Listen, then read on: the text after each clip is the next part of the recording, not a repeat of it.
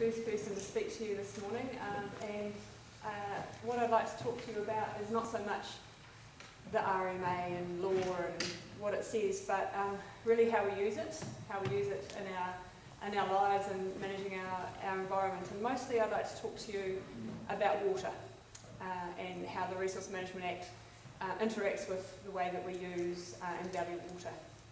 So the RMA's full of scary acronyms, NPSs, MESs, regional plans, and I'd like to talk about water not only because it affects us all, but because it's quite topical at the moment. The government has pretty recently announced some consultation on reforms for the Resource Management Act about how we manage water. You might have heard Nick Smith talking about it, how we're going to regulate keeping cows out of streams, for example, and how we're going to manage our water quality.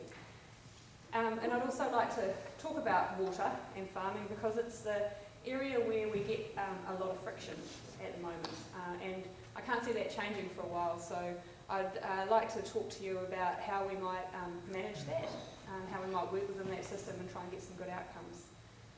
I'm not going to talk about statistics, and I'm not going to talk about mechanisms and how farming affects freshwater, because I'm just going to go ahead and assume, like Roger said, that we've got a pretty broad understanding of that, so I'm going to make that assumption and move on from there.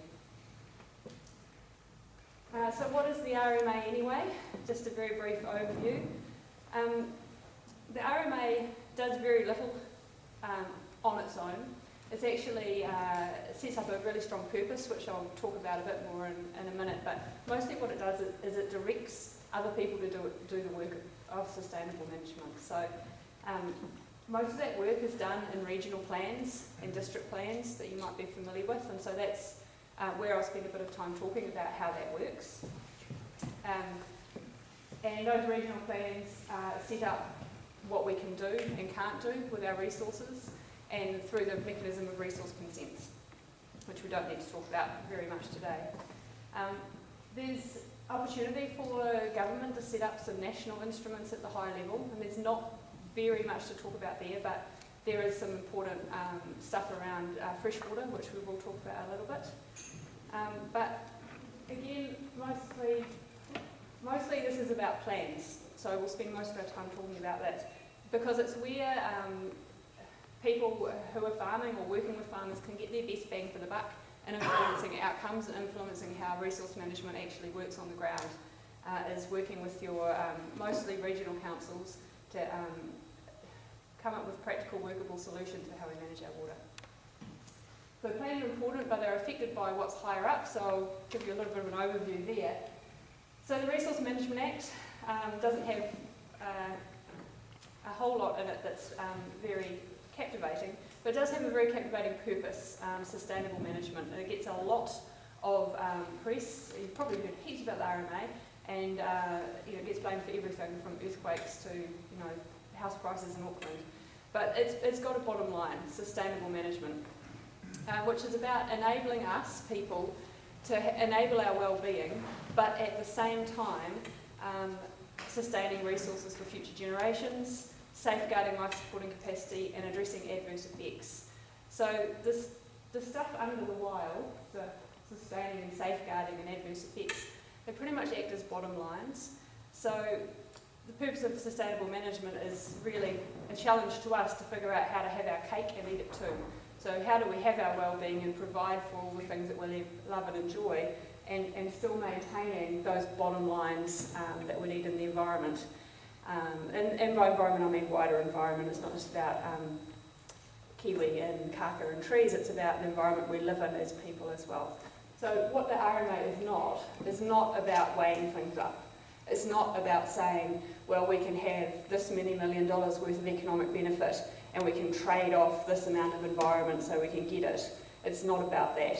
It's actually about having both of those things. It's about providing for our well-being and our environment at the same time. And so that's a pretty big challenge for us to work out. We have to figure out what those bottom lines really mean. So in terms of water, what do they mean? It means water that's safe, safe for people, be that drinking or swimming or wading. It's about supporting natural life, And not just life that just exists, but life that thrives, to the point maybe where we can collect some of that life, harvest it for our own well-being. And we should be able to nourish ourselves from the things that grow in there. So Roger talked about resilience. It's about having a natural water system that's resilient, that grows and thrives and supports us through that. And my choice of pictures to demonstrate that, you see a lot of children in those pictures, and that's not just some cheap emotional trick.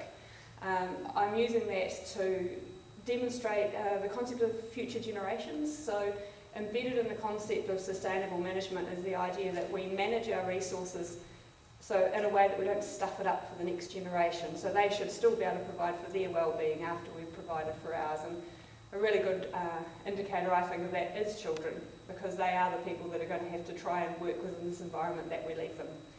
So I'll leave that thought when we think about future generations. So back to higher up things, the government can give us direction about what sustainable management means and what they want us to do about it. The main statement from government on that is something called the National Policy Statement for Freshwater Management, which has got a nice catchy title, and again it mostly sets out processes, telling regional councils what to do to manage water. But it also sets up a pretty nice framework about some of the expectations in that management. So again, it talks about safeguarding life supporting capacity, and it talks about ecosystem processes and indigenous species. It also talks about the health of people and safeguarding that. It talks about identifying outstanding water bodies and protecting those. It talks about protecting wetlands. And it talks about maintaining or improving the overall state and quality of our waters, and avoiding allocating those to the extent where we lose the resilience in those systems or the ability of future generations to use those systems. So again, some pretty lofty goals, which are pretty big ideas for us to try and implement.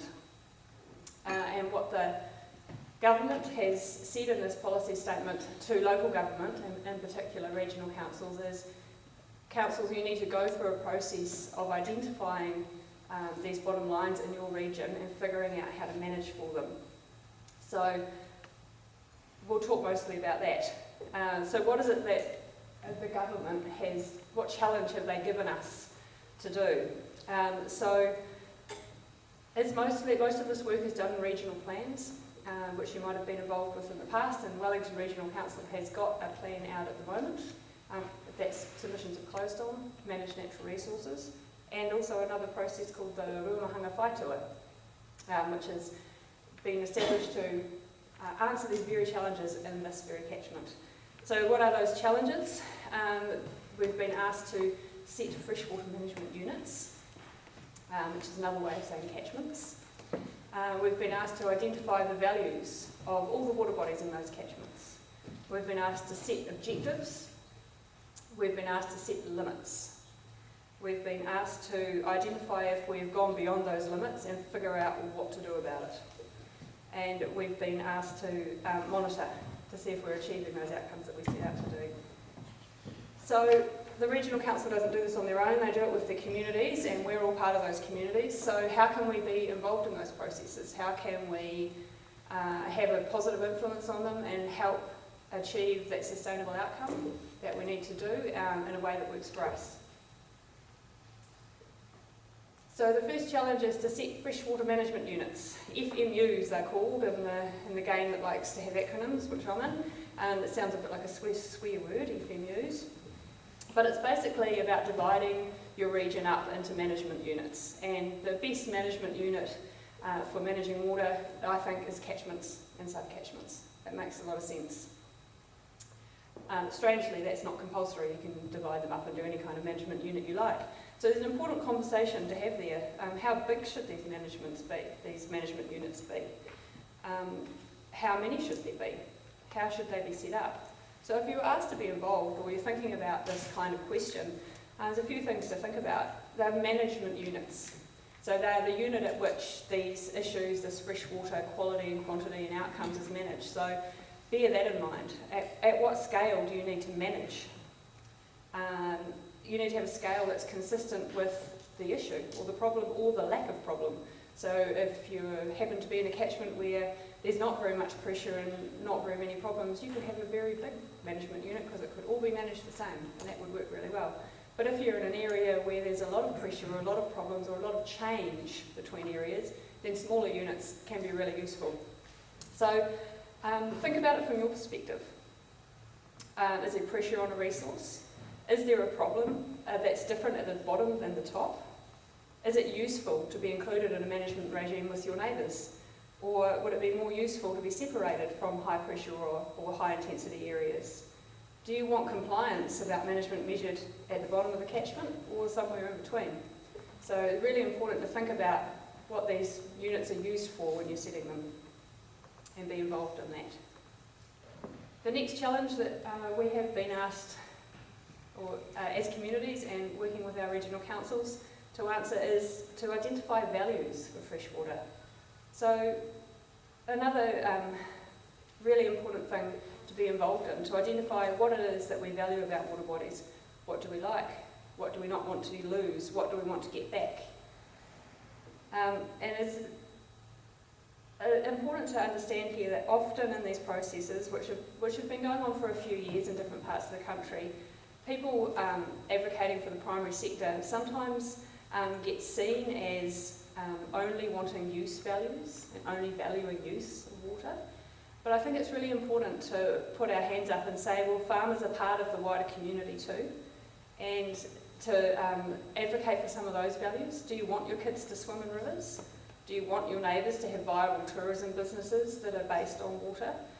And if that's true, then we need to advocate for those values and acknowledge them in the system too, to be part of that wider community. In this discussion, there's often a debate about aspirational values. So you might get members of the community saying, we want to return this stretch of river to a place that's swimmable. Or we want it to be the way that it used to be when we were kids. And those people are often shouted down by more development interests and told that they're being unrealistic and far too aspirational, and we need to get with reality. But I think it's important to remember that some of our development-based values are aspirational too. So we might want more water to be available for irrigation, or we might want that to be used more efficiently, or to be spread amongst a different bunch of users, and that's an aspiration too. It's future focused. So we need to acknowledge that we actually, at both sides of that discussion, have aspirations and things we want in the future. And so if those use values are aspirational and we want to acknowledge those, we need to acknowledge some of those restoration values. They're just as valid. In my opinion, this values identification exercise is a great opportunity. It's a great opportunity for communities and for all people in those communities to understand each other and to find common ground. And we can use that common ground to bring people together when we come up to hard decisions like allocation, which we'll talk a bit more about later. Those conversations get tough. And so I urge everyone here and encourage everybody here to use this value setting exercise not as a competition about whose values are more important, but an opportunity to come together and find something that everybody agrees on. After we've answered that challenge of identifying freshwater values, the next challenge that we've been set is to identify freshwater objectives, which are basically a statement of the environmental outcome. So that statement of environmental outcome needs to acknowledge all the values that have been identified and come up with a statement that encompasses the outcome. So that can seem a little bit wibbly-wobbly and airy-fairy, but if we think about it practically, we need to think beyond our own boundaries, our own property boundaries. Our neighbours are delivering water to us, and we're delivering water to our neighbours. And we need to have a statement about what we want that water to look like. The water that's being delivered to me needs to be swimmable in the summer and not have heaps of green slime growing on it. That is a great statement of outcome. But that statement of outcome has to be inclusive of all the values. So it needs to be a bit broader than that. So that's quite a complicated exercise as well that we all need to be involved in. What do we want it to be? Are we quite happy with the way it is when we have warning signs? That could be the outcome we're happy with. Do we want to be able to fish it? That could be an outcome we're looking for. Do we want to be able to swim in it? That could be the outcome. So that's an important, as a future-focused thinking about when we're successful, what does it look like?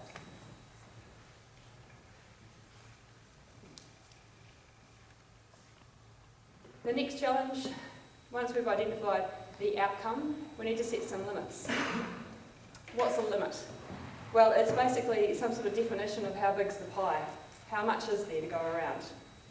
So the technical definition of this is the maximum amount of resource use available which allows a freshwater objective to be met. How big's the pie? So that needs to be defined in how much water can come out of a water body. So we're often very familiar with water takes. That type of limit's familiar to us. It could be a minimum flow, the minimum amount of water we need to leave in the river, the point at which we need to turn our pumps off. It's also the maximum amount of water we can take out. And that has to be set at a level that allows those objectives to be met and those values to flourish. But we also need to identify limits about how much we can tip in. All the different types of contaminants that go in. Water can assimilate a fair bit of pollution. It does, and we use river water for that and our coastal waters as well. But there is a limit to how much a water body can assimilate and still function and still sustain those other values in the water body. So we need to come up with some sort of definition of how much we can tip in and still have those values that we have. So that pie can only be as big as it can be to allow those freshwater objectives to be met and those values to flourish. And so this inevitably means there is a maximum. There's a limit to the amount of activity because we can't infinitely keep putting stuff in or taking stuff out and expect those systems to function and deliver those other values that we have for them.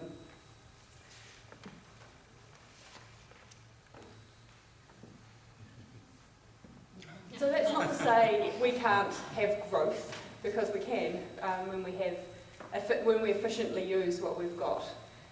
But there is a limit, and we have to acknowledge it. And we don't get very far in this debate if we don't acknowledge there's an upper limit to what we can do, and how much we can take and how much we can put in. I like this quote, and I really like that when you Google it, it's actually attributed to two quite different people. David Attenborough is attributed, this quote's attributed to him. He's a naturalist and a broadcaster, obviously, and Kenneth E. Boulding, who's an economist and philosopher. So works on both levels. So that limit setting, it goes a little bit like this. You define how much you've got or how much you can take. You figure out how much water you need to leave in your river, for example, to provide for those bottom lines, those healthy ecosystems that the law and the policy statement says we have to have. And then we have a think about how much more water we might need to leave in a river to provide for some of those other values, like maybe our kayaking or our swimming or our natural character of that river and the natural flows. And we think about what the other values, the things that people value water for that might need to come out of the stream for our town supply, for our drinking water, for our stock drinking water, for our irrigation schemes, for example. Now that red line can move up and down because we can have a discussion about how much we leave in for our in-stream values and how much we take out. And we can move that up and down, but we can't move it down below the compulsory values, those bottom lines, those ecosystem values and bottom lines. But it is up to the community to have a discussion about where it sits above there and how much we leave in and how much we take out. So it's a really, really important discussion to have. And I think this idea, well, what I'd like to demonstrate with this idea is that the idea of setting limits and the idea of understanding values are inextricably linked. If we don't know what it is we're aiming for, if we don't know what we want to have in our rivers, then it's very difficult to figure out how much water goes in and how much pollution goes in to get there. And so that's why I do emphasise the role of that value setting process as being absolutely vital to be involved in and understand really well so you can get this limit setting process right. If you try to come up with limits that don't represent the values of your community, the outcome is not going to meet the community's expectations. It won't last, it won't be resilient, and it will get debated again and again.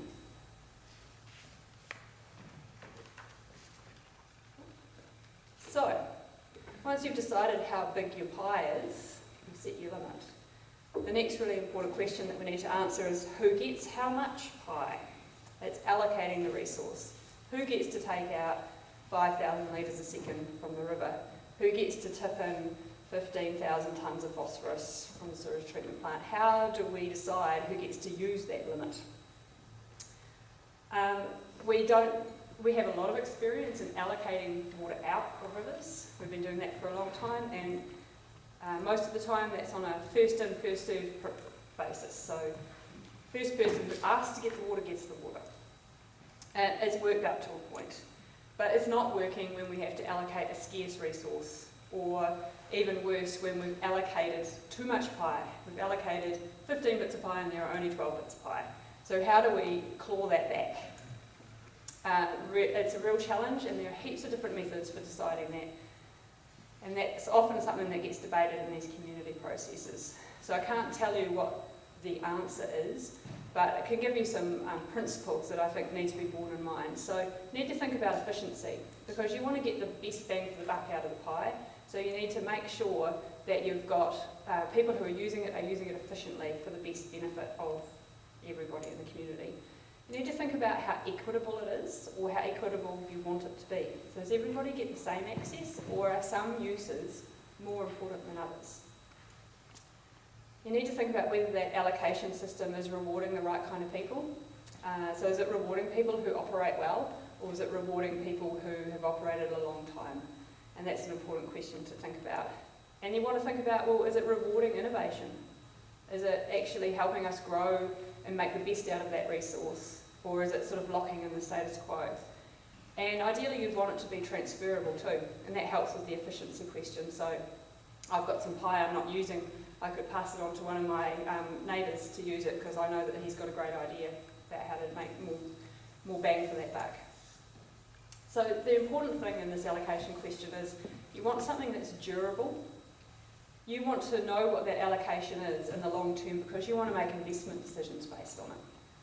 You don't want it to be subject to the risk of change in the short term.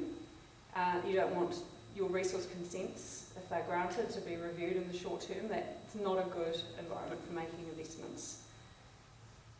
It's hard to accept that there's a limit and to figure out what your allocation is, but I encourage everybody, eat the frog. Eat it now, because you're going to have to eat it eventually. It's not going to go away, and the sooner you make those decisions and get some certainty in the system, the better off our businesses are going to be, because we can make better decisions over the long term and better investments. So I'm only going to talk about one method of allocation, just to sound the warning bell, because this is grandparenting. You might have heard about this. It's become quite popular in Canterbury to allocate nutrient loss rights based on the basis of past pollution, basically. It's basically a system that says what you've always done, you can continue to do. If you've used a lot in the past, you can continue to use that in the future. It often takes a representative year in the past and provides for that to continue into the future. It's basically saying if you've always had a lot of pie, you can continue to have it. It's got some really big downsides. It locks in current land use. It reduces ability for changes, and it rewards inefficient operators. So I would caution if anybody's considering allocation to look at this with a very sceptical eye. It's often pushed by those representing the status quo, because it means no short-term pain. Everyone carries on. We don't have to change right now. But it also reduces long-term options. It doesn't allow us to make the best use of land. And it gives existing operators a windfall gain that they can trade without actually doing anything. So think really carefully about it. It's caused a lot of problems in some other regions, and I don't think it's a very durable option. And you want durable in this system. So once we've identified limits, we actually do have to farm within them. The council, the regional council, when we're talking about this, has a responsibility to make sure that everyone, so it's not just farmers, this is point source discharges, factories, townships, everyone has to operate within those limits. And that often means imposing rules, because that's a really good way for councils to get certainty. about what's going to happen. And it's a really good way to make sure everyone's only using their fair share. Don't be afraid. Don't be afraid of rules. If you're a good operator, you'll probably fit within them already. It will mean more paperwork, but that paperwork actually gives you a licence to operate. It says that I'm operating within the rules and I'm meeting the expectations of my community. And there's a lot of examples of farmers out here who have been faced with this challenge of farming within limits, and I've seen it as an opportunity and are driving it as an opportunity, and that's, I think, our challenge. Having rules, it also deals with the problem of free riders. So those people in the community who would otherwise do nothing and just ride off the back of other people's good work, other people who are doing the right thing and improving the environment, and they just ride off the back of that. So it deals with that problem, it brings everybody to the same level. One of the really important methods to consider when we're talking about methods and change and farming within limits is the idea of time, because it's taken us a while to get into these situations sometimes where we did what we thought was right and now we realise that maybe it isn't working out for everybody and we need to change. And we need to figure out how long that change into a more sustainable system is going to take, because it's not going to happen overnight, and it's a key discussion to have in our communities about setting some realistic expectations about how long these things are going to take, how much is going to happen, and who's going to pay for it. So get involved. This discussion has to happen. There will probably be some kind of rule somewhere in the future, and what we need to make sure is that it applies fairly, that it applies to everybody, and that it's practical and it works. So we need to have this discussion. So, probably way too much information, we've got plenty of time to talk about it, but just in a quick summary, we've all got values and we need to acknowledge all of them. There will be a limit, and that limit needs to acknowledge all of those values, and we need to work towards a practical way and a practical time frame of achieving those things. So get involved, don't fight it. It will be a tough conversation, but it will be worth it. Helen, thank you.